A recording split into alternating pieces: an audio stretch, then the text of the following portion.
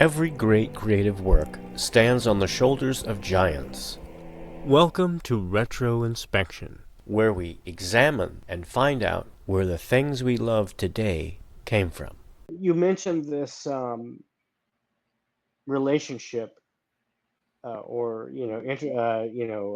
diplomatic relationship that exists between France and Britain, and that is culminates in the identity of one Citoyen Chauvelin. Yeah. And he is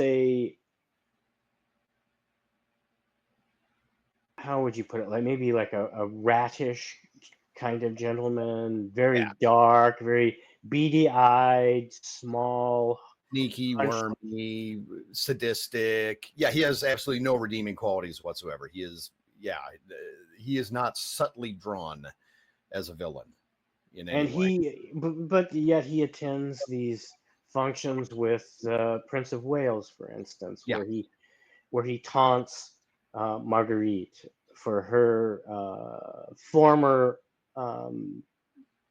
actions during the Revolution. Yeah. But he holds it over her head, and he wants to use her to find out the identity of the Scarlet Pimpernel, because the Scarlet Pimpernel has rescued too many of the nobility of France, and they want revenge on him. Yeah. So when he finds out that Marguerite's brother Alexander is going back to France, he knows why. He's going to use that mission, for them to rescue the French nobles as a trap into which he thinks he can pull the Pimpernel.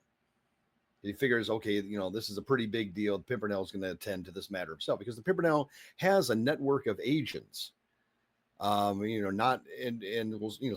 unlike the band that Zorro gathers toward the end of his first novel, except this is like a pre-existing organization. So not every French noble person who is rescued personally by the Pimpernel. He's got a gang that he also uses, for all of these missions. But he figures this is the big one. This is going to be handled by the Pimpernel himself. And so, he's over there. He needs to use Marguerite.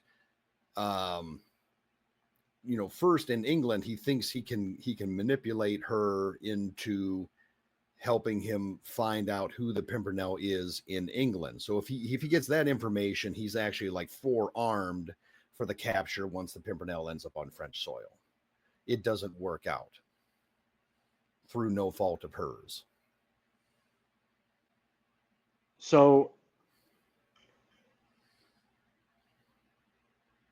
Chauvelin does eventually discover who the Pimpernel is. And you in the book, you're not you don't really understand that until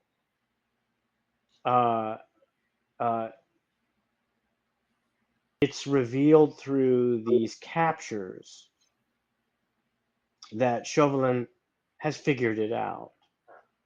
And that sends Marguerite, because at the same time she figures out who the Pimpernel is. There's like a rekindling of their love. And I just want to say this about Marguerite. She is the hero of this book. Yeah, because she's on stage and present much more than Blakeney is. But even more than that, she's the hero because you come to expect this vigilante or rogue personage in the Scarlet Pimpernel to be already a hero, to do heroic things and rescuing people. What you don't expect is a lady, and I mean not a lady in generic terms, a lady in terms of a benighted person. Yeah, You don't expect them to be an actor in the drama, and she is.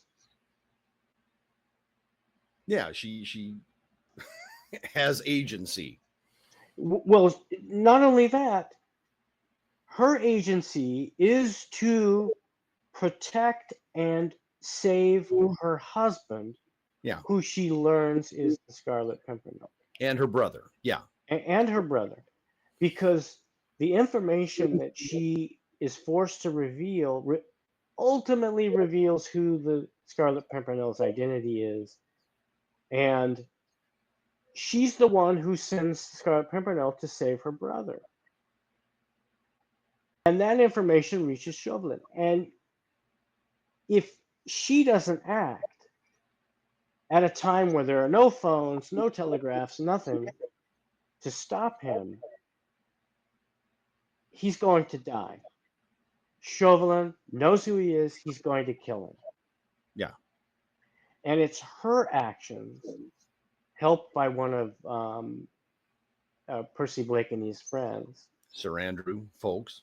to get to France to try to find him and take him home. Had she not done any of this, he would have died. Chauvelin has forces there. He is the head citizen. He is some sort of inquisitor. He has power to kill. Yeah. I'm not certain that Blakeney wouldn't have wouldn't have gotten out of the trap without her. She helps because she's there. Like, subscribe, repost, share everywhere. To see what else we're up to, visit xynobooks.com, xenobooks.com.